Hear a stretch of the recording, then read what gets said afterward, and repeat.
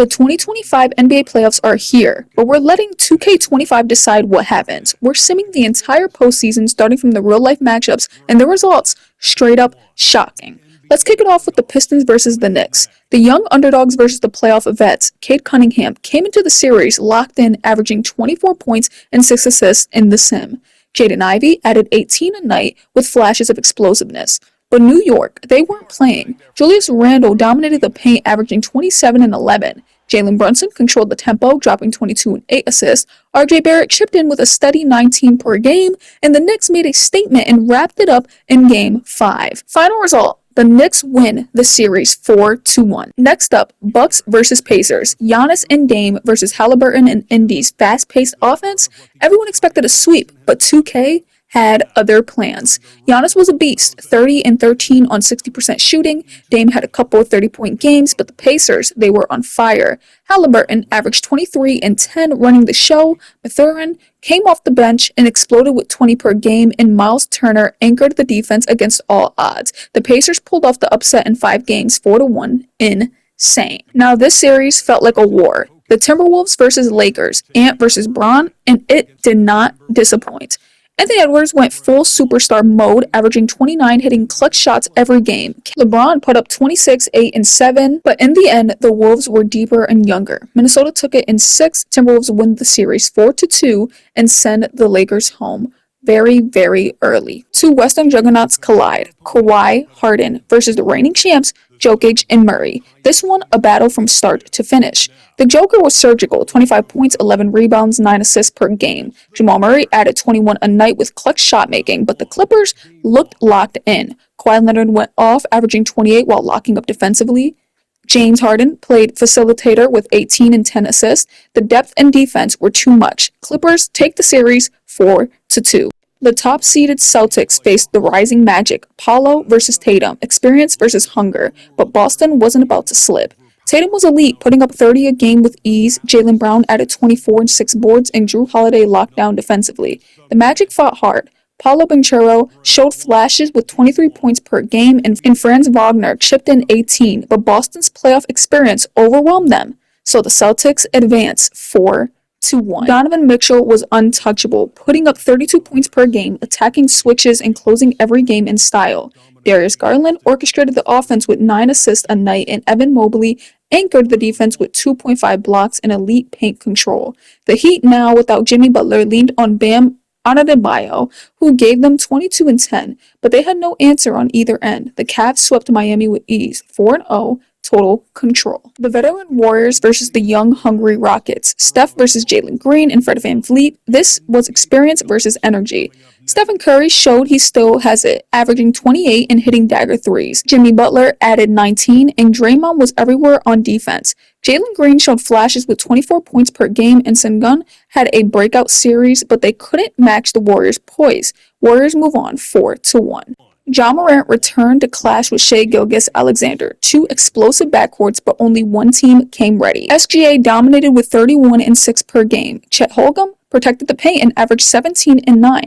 Ja had 25 and 7, but the Grizzlies were sloppy and overwhelmed by OKC's speed and depth. The Thunder sweep 4-0 statement win. The red-hot Warriors met the defensive powerhouse Timberwolves. Ant versus Steph, it was a dogfight. Anthony Edwards was electric, 29 points a night, highlight dunks everywhere. Julius Randle added 22 and 10, but the Warriors had the last word. Curry went nuclear with 33 a game. Butler played lockdown D on Ant late in the series, and Draymond's leadership was huge. The Warriors close it in 6, 4-2. Boston versus New York, Tatum versus Brunson. The rivalry turned real, and the Garden was rocking. Brunson led the charge with 26 and 9 assists. Cat bullied his way to 22 and 10, and Josh Hart was a hustle monster. Tatum had a few big games, but the Knicks' depth and grit wore Boston down. Also, Tatum got injured near the end of the series, so the Knicks pulled upset victory, series win. The explosive Clippers clashed with the balanced Thunder. Kawhi and James Harden versus Shai Gilgeous-Alexander and Doran. SGA kept his MVP campaign alive, 28 points, 6 rebounds, 7 assists. Kawhi averaged 25, and James Harden had flashes, but the Thunder's pace, depth, and length broke the Clippers down. Thunder advanced in 6, 4-2. A healthy Cavs squad looked dangerous, but when Donovan Mitchell went down in Game 2, everything changed. Mitchell opened the series with 29 in game 1, but a hamstring injury in game 2 took him out for the series. Garland stepped up with 22 points and 8 assists a night, and Mobley held the paint with 11 rebounds and 2 blocks. But it wasn't enough. Tyrese Halliburton exploded with 26 and 10, and Pascal Siakam gave them 23 and 7. While Benedict Mathurin added efficient scoring off the bench, Pacers take it in 6. Mitchell's absence sealed it. Halliburton kept balling, but the Knicks had heart, depth, and one of the league's hottest duos. Jalen Brunson's was surgical, 28 points and 7 assists per game, slicing up Indiana's defense. Cat dominated the glass and the paint, averaging 24 to 10, and OG Anunoby locked down Halliburton late in games. Halliburton still had a strong series with 24 and 9,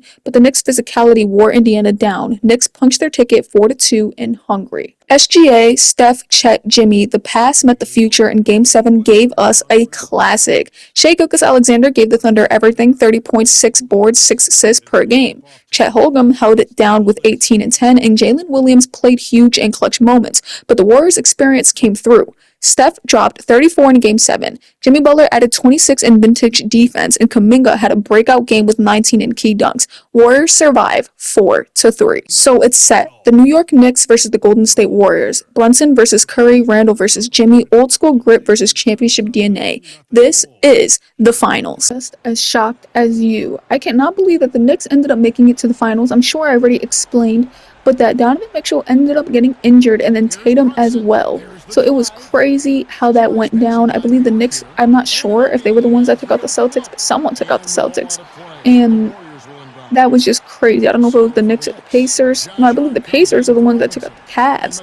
And it was so crazy, bro, because I felt like the Cavs and the Celtics were going to be the ones going against each other. And that's probably what it is going to end up definitely being this year.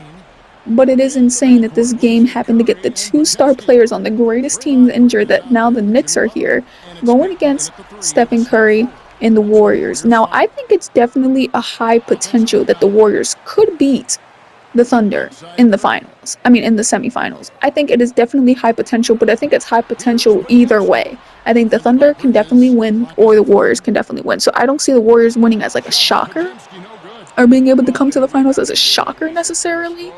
But I do think that this Knicks team being here is crazy.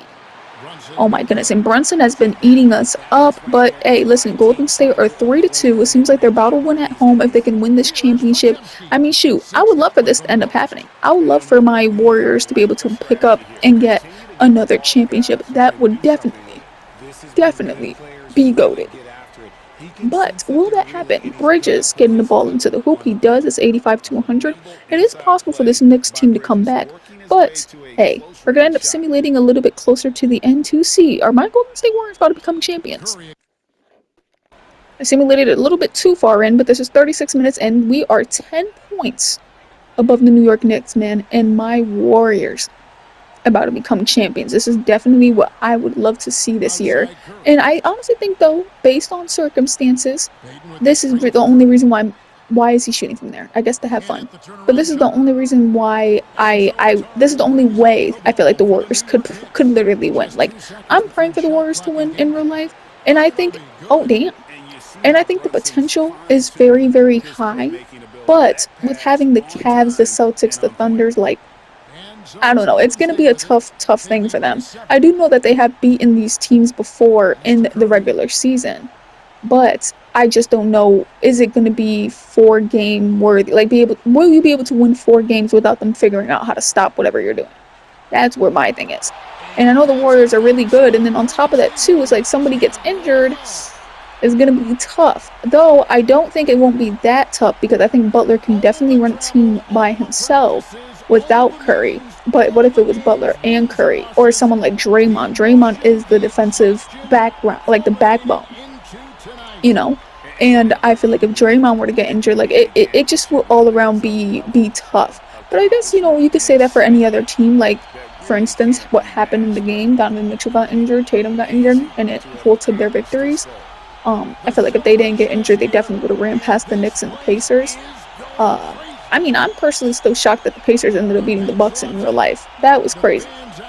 I'm in real life of me filming this, I believe all I know is that the Cavs and the Pacers are going next.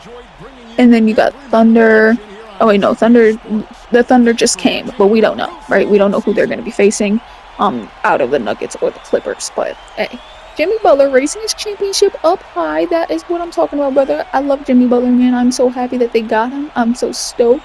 Once I knew he was coming, man, I was like, this is going to be a game changer, but it sucks because I just don't know. This year is tough. This year has some well built teams, man. And I just don't know if this was the right time. I mean, I think it's the right time in the sense of like you do need to start early, but what if, they get Butler and then he leaves next season and now they can't win a championship, when it probably would have been better to pursue it next season. But I don't know. I don't know. We'll see. Hopefully Butler resigns. But all right. Deuces.